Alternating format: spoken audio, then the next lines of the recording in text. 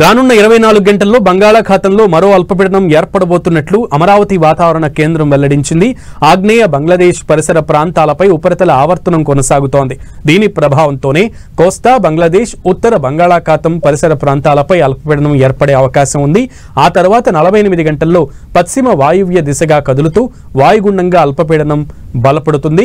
పశ్చిమ బెంగాల్, వాయువ్య బంగాళాఖాతంలో వాయుగుండంగా మారే అవకాశం ఉంది. దీని ప్రభావంతో తెలంగాణ రాష్ట్రంలో మోస్తరు నుంచి తేలికపాటి వర్షాలు కొన్ని చోట్ల కురిసే అవకాశం ఉన్నట్లు పేర్కొంది.